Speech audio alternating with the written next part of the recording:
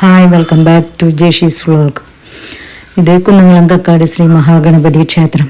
കേരളത്തിൽ തന്നെ അത്യപൂർവമായ മഹാഗണപതി ക്ഷേത്രങ്ങളിൽ വളരെ പ്രധാനപ്പെട്ടതാണ് കുന്നംകുളം കക്കാട് ശ്രീ മഹാഗണപതി ക്ഷേത്രം. കക്കാട് കാരണവപ്പാടിൻ്റെ കുലദൈവമാണ് കക്കാട് മഹാഗണപതി. ചെർളയം, മണക്കുളം, ചിറ്റന്നൂര്, കുമരപുരം കോവിലകങ്ങൾ അടങ്ങിയതാണ് കക്കാട് സ്വരൂപം. കോവിലകങ്ങളിലെ തലമൂത്ത രാജാവാണ് കക്കാട് കാരണവപ്പാട്. കൊട്ടാരക്കരയ്ക്കും കോട്ടയ്ക്കിൽ നിന്നൊപ്പം കുന്നംകുളം നഗരത്തിനടുത്തുള്ള കക്കാട് ഗ്രാമത്തിന്റെയും ദേവൻ മഹാഗണപതിയാണ്. ഒരു കാലത്ത് ഈ ക്ഷേത്രത്തിന്റെ ഐശ്വര്യം കേരളത്തിനും പുറത്തും എത്തിയിരുന്നു. കേരള സംസ്കാരത്തിന്റെ മുഖമുദ്രയായ കേരള കലാമണ്ഡലത്തിന്റെ ബീജാവാപം ചെയ്തത് ഇവിടെയാണ്. കേരള കലാമണ്ഡലം എന്ന ലോകോത്തര സ്ഥാപനത്തിന് രൂപം നൽകിയത് കക്കാട് കാരണവപ്പാടായിരുന്ന മണക്കുളം കോവിലകത്തെ വലിയ കുഞ്ഞുണ്ണിരാജയും അദ്ദേഹത്തിന്റെ മരുമകനായ നവീന്ദരാജയും മഹാകവി വള്ളത്തോളും ചേർന്നാണ്. കൊല്ലവർഷം 1096 തുലാമാസത്തിൽ കക്കാട് മഠപ്പാടിൽ വെച്ച് കഥകളി വിദ്യാലയം കക്കാട് കാരണവപ്പാട് കുഞ്ഞുണ്ണിരാജ ഉദ്ഘാടനം ചെയ്തു. അക്കാലത്ത് ഇവിടെ കഥകളിയും നടന്നിരുന്നു. പിന്നീട് സ്ഥലപരിമിതി മൂലം കേരള കലാമണ്ഡലം ചെറുതുരുത്തിയിലേക്ക് മാറ്റപ്പെടുകയാണ് ചെയ്തത്. അങ്ങനെ കേരളത്തിന്റെ കലാസാംസ്കാരിക രംഗത്ത് വലിയൊരു സ്ഥാനം തന്നെയാണ് നമ്മുടെ കക്കാട് ശ്രീ മഹാഗണപതി ക്ഷേത്രത്തിന്റെ ഗണപതി ഭഗവാന്റെ ജന്മദിനമാണ് വിനായക ചതുർത്ഥിയായി ആഘോഷിക്കുന്നത്. 2025 ഓഗസ്റ്റ് 27 ബുധനാഴ്ചയാണ് വിനായക ചതുർത്ഥി. അതിനോടനുബന്ധിച്ച് 26, 27 തീയതികളിൽ ഗണേശ സംഗീതോത്സവവും നടത്തുന്നു. അന്നേ ദിവസം നടത്തുന്ന ഒരു പ്രധാനപ്പെട്ട പൂജയാണ് മംഗല്യ പൂജ. വിവാഹം നടക്കാൻ ബുദ്ധിമുട്ടുള്ളവർക്ക്, വിവാഹ തടസ്സം നേരിടുന്നവർക്കൊക്കെ ഒരു പരിഹാരമാണ് മംഗല്യ പൂജ. ഈ ക്ഷേത്രത്തിലെ മംഗല്യലബ്ധിക്കായി നടത്തുന്ന ഒരു പ്രത്യേക പൂജാ വിധാനമാണിത്. മഹാഗണപതിയുടെ ഏറ്റവും വിശേഷപ്പെട്ട ദിവസമായ വെളുത്തപക്ഷ ചതുർത്ഥി ദിനത്തിലാണ് ഈ പൂജ നടത്തുന്നത്.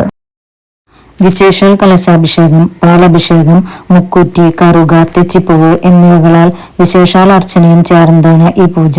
ഇതിനാൽ പാർവതിയുടെയും ശിവന്റെയും ലക്ഷ്മി ഭഗവതിയുടെയും അനുഗ്രഹത്താൽ മംഗല്യസിദ്ധിയും നെടുമംഗല്യവും കൈവരുമെന്നാണ് വിശ്വാസവും അനുഭവവും. ഇതുകൂടാതെ ഉദ്ദിഷ്ടകാര്യ സിദ്ധിക്ക് ആനക്കൊമ്പ് സമർപ്പണം, അഷ്ടാഭിഷേകം, അപ്പമട, മോദകം എന്നീ പ്രധാന വഴിപാടുകളും ഉണ്ടായിരിക്കുന്നതാണ്. ഭാരതീയരുടെ എല്ലാ ആഘോഷങ്ങൾക്കും ആധ്യാത്മികമായും സാമൂഹികമായും ഒട്ടനവധി പ്രാധാന്യങ്ങളുണ്ട്. ആവണി മാസത്തിലെ ശുക്ലപക്ഷ ചതുർത്ഥി ദിവസമാണ് വിനായക ചതുർത്ഥി. സൂര്യൻ സിംഹരാശിയിൽ പ്രവേശിക്കുന്ന ഇതേ ദിവസം ബാഹ്യാകാശത്ത് ഏതാണ്ട് ഒരു ആനയുടെ മസ്തകത്തിന്റെ രൂപസാദൃശ്യമുള്ള ഒരു നക്ഷത്ര സമൂഹം ദൃശ്യമാകുമെന്നാണ് വിശ്വാസം. വിഘ്നേശ്വരന്റെ ഈ ആണ്ടിലെ ജന്മസുദിനമായ വിനായക ചതുർത്ഥി ഗണപതി ഭഗവാനെ പ്രധാന ദേവനായി ഭജിക്കുന്ന കക്കാട് ശ്രീ മഹാഗണപതി ക്ഷേത്രത്തിൽ ഭക്തി നിർഭരമായ ചടങ്ങുകളോടെ സമുചിതമായി ആഘോഷിക്കുകയാണ്. ചതുർത്ഥി ദിവസം 10,000-ഓളം അപ്പം, അട, മോദകം ഭഗവാനെ നിവേദിക്കും. ദേവപ്രീതിക്ക് ഏറെ സവിശേഷമായ സംഗീതാർച്ചന ഓഗസ്റ്റ് 26 ചൊവ്വാഴ്ച കാലത്ത് 10 മണിക്ക് തുടക്കം കുറിക്കും. ഭഗവാന്റെ പിറന്നാൾ ആഘോഷത്തിൽ പങ്കെടുത്ത് ധന്യരാകുന്നതിന് എല്ലാ ഭക്തജനങ്ങളെയും പ്രാർത്ഥനാപൂർവ്വം കക്കാട് ശ്രീ മഹാഗണപതി ക്ഷേത്രത്തിലേക്ക് ക്ഷണിച്ചുകൊള്ളുന്നു. ഓംകാര സ്വരൂപമാണ് ഗജമുഖൻ.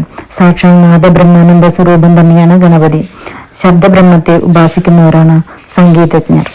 16 വർഷങ്ങൾക്ക് മുമ്പ് ശ്രീ ഭാരത് സുരേഷ് ഗോപിയും ക്ഷേത്രം ഊരാളൻ ശ്രീ മണക്കുളം കുഞ്ഞുണ്ണിരാജയും കൂടി ഭദ്രദീപം തെളിയിച്ച് തുടങ്ങിവെച്ച സംഗീതോത്സവം ഇന്ന് 17ാം വർഷത്തിലേക്ക് കടക്കുമ്പോൾ മണ്ണൂർ രാജകുമാരനുണ്ണി, ദക്ഷിണാമൂർത്തി സ്വാമി, വിദ്യാധരൻ മാഷ്, സൂര്യകൃഷ്ണമൂർത്തി, ചൊവ്വല്ലൂർ കൃഷ്ണൻകുട്ടി, മധു ബാലകൃഷ്ണൻ, മഞ്ചരി, ദുർഗാപ്രസാദ് തുടങ്ങിയ പ്രഗത്ഭരായ സംഗീതജ്ഞന്മാർ ഈ വേദി പങ്കിട്ടിട്ടുണ്ട്.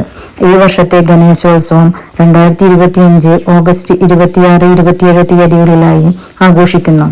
ഓഗസ്റ്റ് 26 രാവിലെ 10 മണിക്ക് സിനിമ, കലാ, സാംസ്കാരിക രംഗത്തെ പ്രമുഖർ പങ്കെടുക്കുന്ന വേദിയിൽ ഉദ്ഘാടനം ചെയ്യപ്പെടുന്നു. ക്ഷേത്രത്തിലെ ഈ പ്രധാന ചടങ്ങുകളിലെല്ലാം പങ്കെടുക്കുന്നതിനായി എല്ലാ ഭക്തജനങ്ങളെയും ഒരിക്കൽ കൂടി ക്ഷേത്ര സന്നിധിയിലേക്ക് ക്ഷണിച്ചുകൊള്ളുന്നു. Okay, by.